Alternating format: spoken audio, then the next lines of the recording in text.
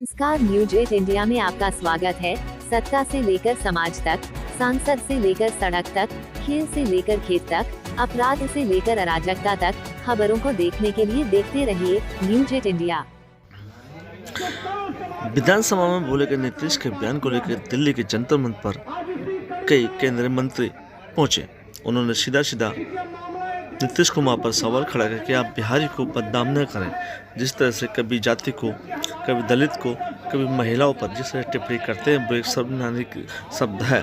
यानी कहीं न कहीं नीतीश कुमार फिर एक बार घेरे में है।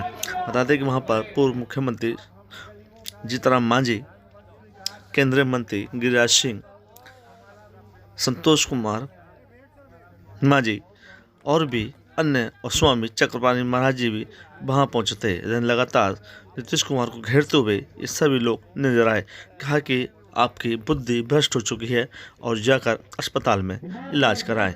अगर कोई समस्या है तो उसको भी रखा जाए। यानी कि कहीं न कहीं नीतीश कुमार को साफ साफ कहा, अब आप मुख्यमंत्री के पद के लायक नहीं है और अपने किसी सहयोगी को मुख्यमंत्री का पद संभालें की जिम्मेदारी दी जाए, क्योंकि आपका संतुलन इस समय खराब हो चुका है। क्योंकि आप जिस तरह से महिलाओं के लिए आपत्तिजनक शब्द कह रहे थे वे बहुत ही ज़्यादा सर्वनाम। देखिए, क्या कुछ कहा इस खास रिपोर्ट में सुनिए।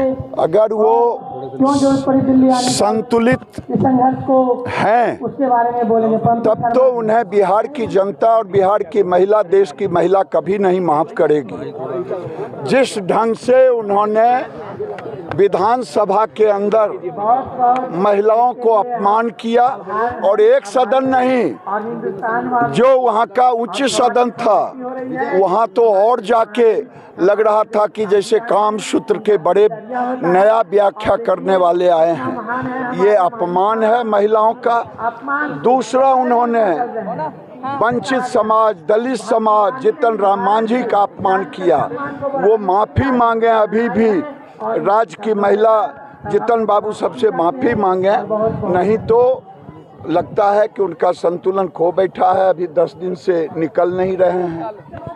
अगर है तो इसको हेल्थ बुलेटिन निश्चित रूप से जारी करनी चाहिए। 5 राज्यों के चुनाव के नतीजे आ चुके हैं, ऐसे में विपक्ष के कई नेता जो है ईवीएम पर सवाल खड़े कर रहे हैं। सभी सभाजनों का बहुत-बहुत धन्यवाद। देखिए, आपने अपना कीमती समय निकाला जब दिग्विजय बाबू सफल बनाया, उसके लिए बहुत-बहुत और अन्य नेताओं ने, दिल्ली की धरती आपका बहुत-बहुत धन्यवाद, अगर बहुत-बहुत शुक्रिया करती है। और इस आंदोलन को इसी तरीके से अगर ये हिमाचल में जीत जाते हैं तो ईवीएम ठीक होता है। अगर तेलंगाना में जीत जाते हैं तो ईवीएम ठीक होता है। लेकिन मुझे लगता है कि मध्य प्रदेश में तो कुर्ता फाड़ ईवीएम पर भी वो चिंता करें। एक चीज़ ध्यान रखें, उनको मिला है सज़ा, सनातन को ख़त्म करने की सज़ा मिला है। जो सनातन को ख़त्म करने की कोशिश करेगा वो भारत का सनातनी उसे खत्म कर देगा, वही उनका। देखिए, वो जो टिप्पणी थी वाकई में दुर्भाग्यपूर्ण थी। पूरी महिला समाज के ऊपर इस तरह का टिप्पणी करना महिलाओं का अपमान है, और महिलाओं के अपमान के साथ पूरे राज्य और देश का अपमान है। क्योंकि महिला हमारी शक्ति स्वरूपा है, माँ समान होती हैं और उस सृष्टि की रचना करने वाली होती है। उनका अपमान आप कर करके आपने नेचर के खिलाफ काम किया है। निश्चित तौर पर दुर्भाग्यपूर्ण है। जब उनके लोग समझाए होंगे तो उन्होंने माफ़ी भी मांगी, अब माफ़ी भी बहुत हद तक गिर के मांगा, इस तरह से जैसे एक मुख्यमंत्री को संवैधानिक पद पर रह करके ऐसी बातें माफ़ी में भी नहीं बोलनी चाहिए। एक तो गलती नहीं करनी चाहिए, अब माफ़ी भी मांग रहे हैं तो आपने दर्शाने की कोशिश किया कि हमने बहुत गलत काम कर लिया, मुझे माफ़ कर दो।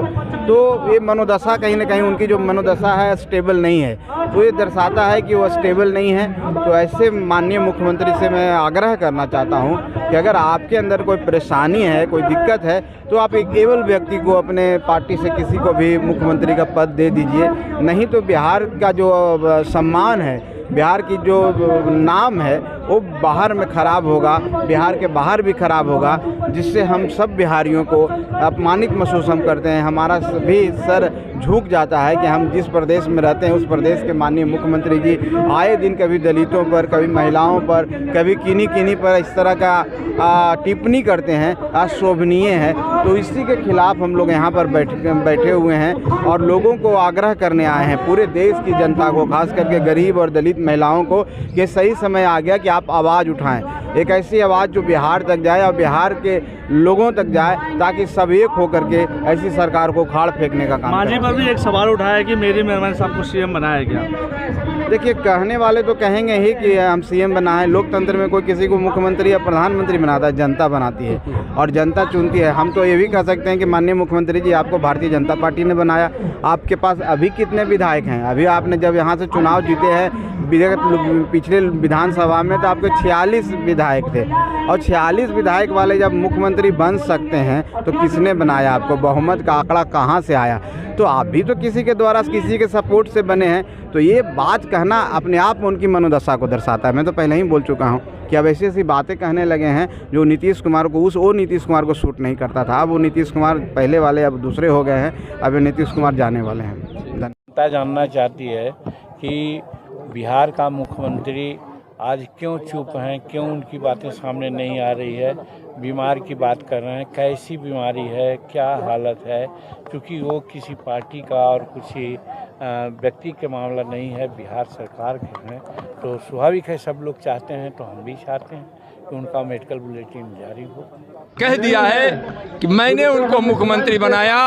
आपको यह सोचना चाहिए कि आपको मुख्यमंत्री भारतीय जनता पार्टी, जिनके कानों में साथ में रामविलास पासवान जी, जीतन राम मांझी जी, उपेंद्र कुशवाहा जी, सब मिलकर आपको बनाए थे। और बिहार की जनता जो आप मुख्यमंत्री बने थे, बिहार की जनता जानती है कि किस प्रकार से सबके सहयोग से बने। लेकिन आप यह कहकर कि जीतन राम मांझी जी को मैंने मुख्यमंत्री बनाया और वह मेरी भूल थी, वह गलती थी, यह अमर्यादित व्यवहार बहुत ही ज़्यादा आपत्तिजनक है। मैं घोर निंदा करता हूँ। जीतन राम मांझी जी का अपमान बिहार के दलित, महादलित, गरीबों और वंचितों का अपमान है। बिहार उसको बर्दाश्त नहीं करेगा। नमस्कार, न्यूज 8 इंडिया में आपका स्वागत है। सत्ता से लेकर समाज तक, सांसद से लेकर सड़क तक, खेल से लेकर खेत तक, अपराध से लेकर अराजकता तक, खबरों को देखने के लिए देखते रहिए न्यूज 8 इंडिया।